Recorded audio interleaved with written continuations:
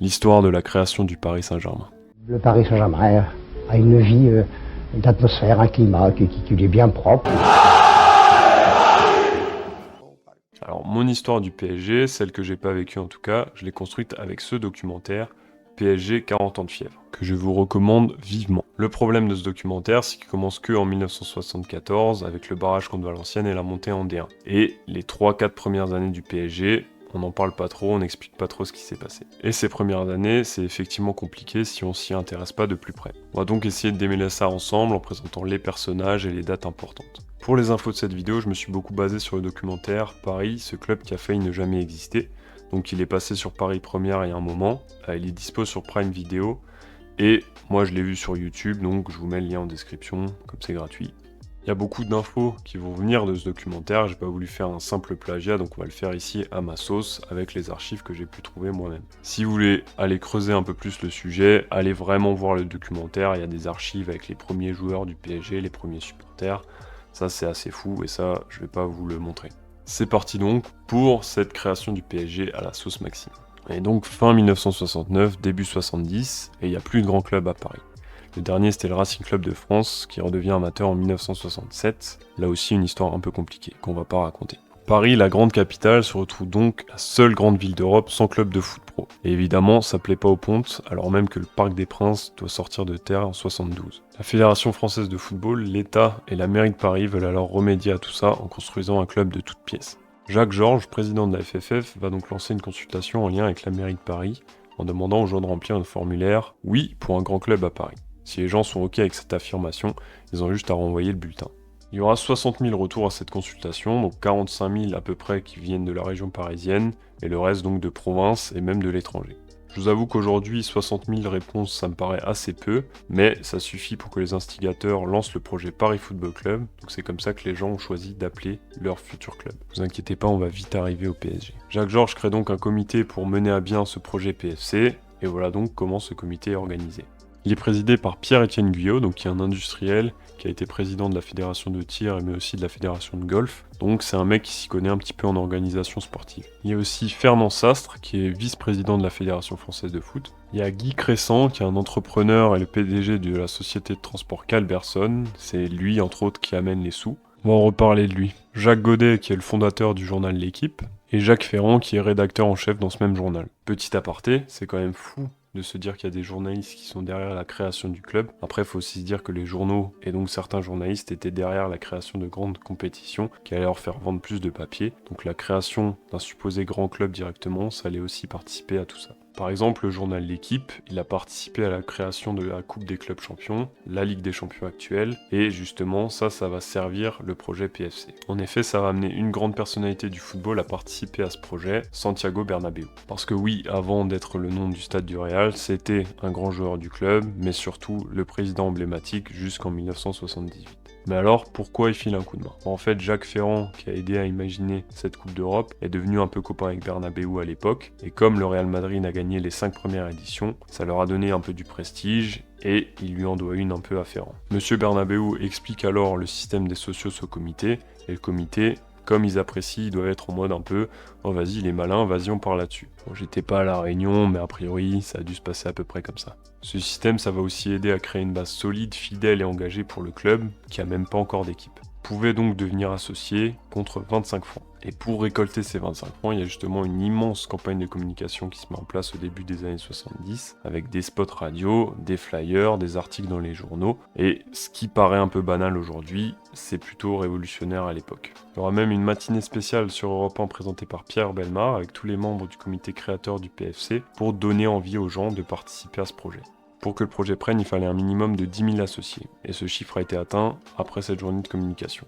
Et il y a même eu sans doute plus de personnes après, comme la campagne a été nationale par la suite. Et là, il y a Guy Crescent qui veut prendre un peu le lead sur l'histoire, il veut que le club débute directement en D1. Mais c'est pas si facile que ça. Bah oui, parce que le Paris FC, ils ont rien, et pour jouer en première division, il faut une équipe professionnelle, des équipes jeunes et des infrastructures adaptées. Et donc, il va falloir fusionner avec une équipe de D1 pour avoir accès à tout ça. À partir de là, ça commence à regarder des clubs même au-delà de l'Île-de-France, ce que je trouve un peu bizarre d'ailleurs. Rouen se propose par exemple, mais la Fédé les recale.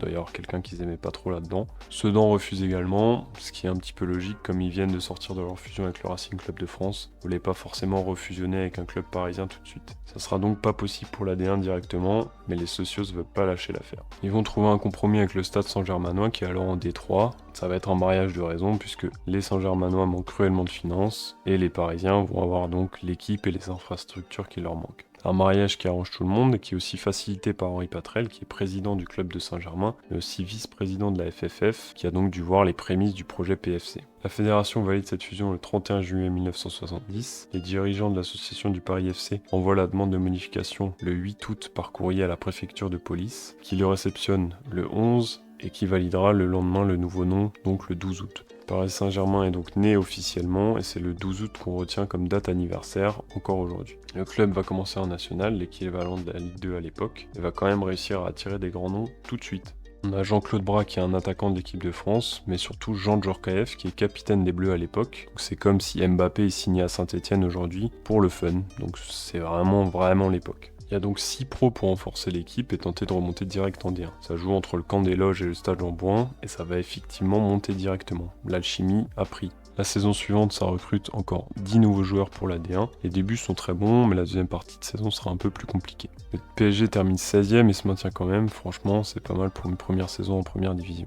Donc, sportivement, les objectifs sont atteints assez rapidement, mais en coulisses, ça va bouger à l'intersaison 72. Pourquoi ? Eh ben, c'est la mairie de Paris qui veut enlever sa subvention de 500 000 francs si le club ne retire pas l'appellation Saint-Germain. Il leur dit en gros, plus de sous et plus de Parc des Princes si ça reste comme ça. Et cette histoire, évidemment, ça crée des tensions entre les deux villes, mais aussi à l'intérieur du club. Tu as donc deux camps qui se forment au sein des associés. Un mené par Guy Crescent qui veut abandonner le SG pour avoir les sous de la mairie et jouer au Parc des Princes. Et Henri Patrel, qui lui est devenu président en décembre 71, qui veut garder l'appellation Saint-Germain. Le 10 mai 1972, il y a donc une assemblée générale pour savoir ce qu'on fait. 2 votes sont possibles pour les socios. Le oui pour prendre les sous de la mairie et donc enlever Saint-Germain. Le non pour garder l'appellation Paris Saint-Germain. Je pense d'abord que c'est lui qui l'emporte, mais après recomptage, finalement c'est le non qui gagne, et le club reste donc le Paris Saint-Germain. Ce que perso je trouve assez normal, parce que ça aurait été assez dégueulasse de retirer l'appellation Saint-Germain, sachant que sans Saint-Germain justement il n'y aurait rien qui aurait pu se faire. Voilà, donc je sais pas vos avis, mais pour moi c'est assez logique. C'est un problème moral, je laisse de côté l'aspect financier. Nous n'avons pas démérité, Saint-Germain a été associé et n'a pu, il a fallu Saint-Germain pour que Paris ait une équipe en première division. Nous refusons quant à nous de nous laisser balayer. Si on nous balaye, au revoir.